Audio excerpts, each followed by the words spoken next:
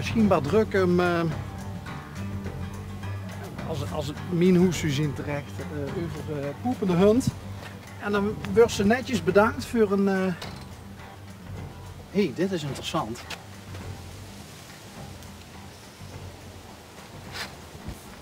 Moet ik de camera even draaien? Ja, lukt dat, Rudy? Kijk, dan zien de mensen toes nog beter dan wij van... Dat ben ik toch eigenlijk wel eens benieuwd. Kerkje, kerkjes. Dan ben ik toch eens benieuwd wat de meneer met die foto bedoelt. Anders hangt ze zoiets neer op de poort natuurlijk. Is wel leuk, zo'n oprijlaantje.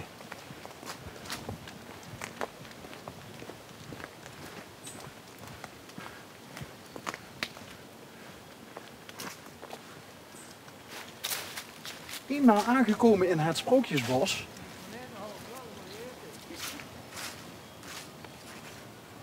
Maar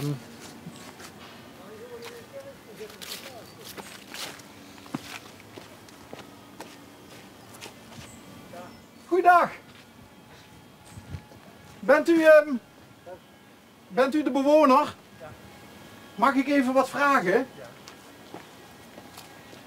Zonder, ja, of kennen we nu hem sproten? Het maakt mij niet uit als ik maar Nederlands mag spreken. Oh, nee, dan pas ik me aan u aan. Ja, maar het is juist leuk als je dat niet doet. Het is Dan- heel moeilijk voor Limburgers. Om Nederlands te praten? Nee, om Limburgs te spreken tegen een Nederlander. We kunnen het proberen. Dat is voor u moeilijker dan voor mij. De foto aan de poort, Ja.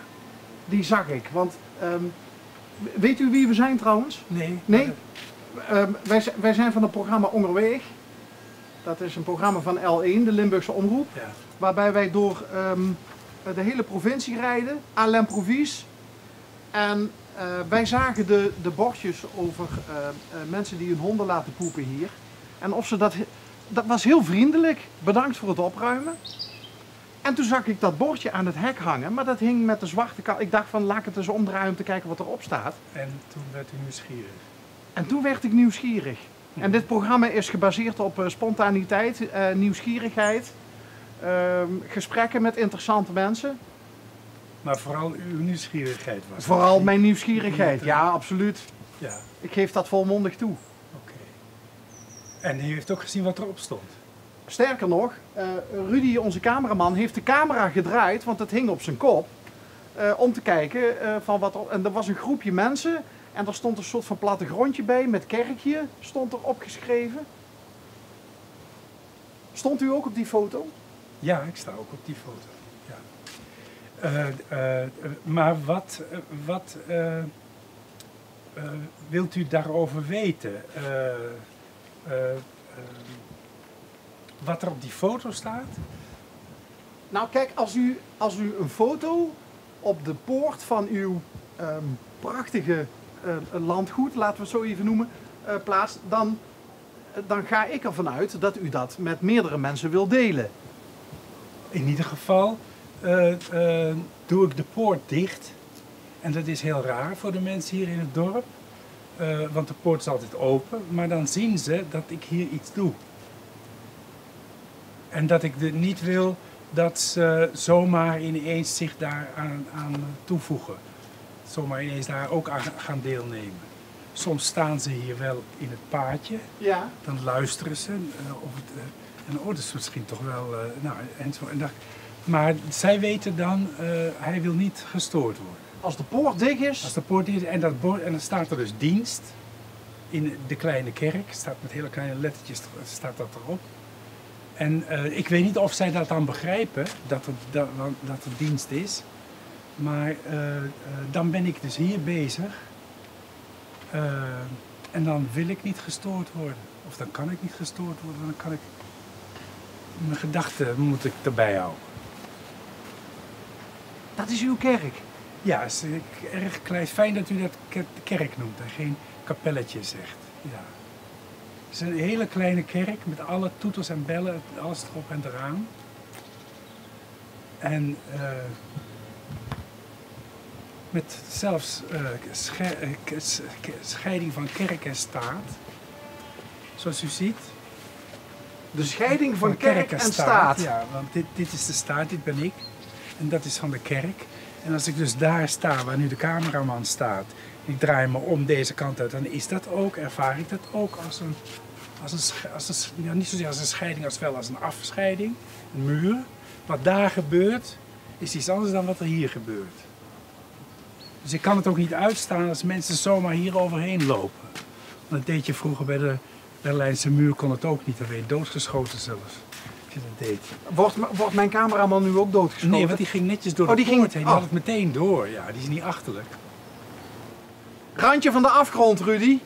Nee hoor, maar hij ging door de poort. En je kan ook zien dat er een cirkel rondom de kerk is. Dus je kunt er omheen lopen. Een rondje rond de kerk kan je maken. Het is alleen geen café. Maar Wat heeft u dat goed doordacht? dat kan. Nou, heb ik niet doordacht hoor, heb ik gewoon gejat. Oh, Dat is alle Oost-Europese kerken, ja, inclusief die van Syrië en zo, die zijn eigenlijk allemaal zo. en waarom heeft u een Oost-Europese kerk? Omdat ik, dat is een beetje een moeilijke vraag, ik zou het eigenlijk leuker gevonden hebben als u gezegd had van, het is toch een tuinhuisje? Maar nu is het ineens een Oost-Europese kerk. Nou, ik stel die vraag op die manier, omdat u net tegen mij zei, ik ben blij dat u het een kerk noemt en geen kapelletje. Ja, maar het is vooral om gebouw. Het gaat vooral om gebouw. En als het om een Oosterse kerk gaat of een Westerse kerk, gaat het ook om het gebouw. Maar dan gaat het vaak ook om de manier waarop mensen handelen in die kerk. Waarop ze het doen. En ik ben een van de weinige mensen in Nederland die Rooms-katholiek van Byzantijnse rites is. Ja, dat is... Voordat ik daarop inga, zal ik die vraag nog een keer, die ik net stelde, waar u niet zo blij mee was, zal ik die nog een keer opnieuw stellen? Ja. Ja? Ik ga nu niet vragen van waarom is het een Oost-Europees tuinhuis? Ik ga vragen, waarom staat uw kruiwagen nooit in dat tuinhuisje? Omdat er geen plaats meer voor Kijk. is. Dat is gewoon... het is nou al behelpen. Ik bedoel...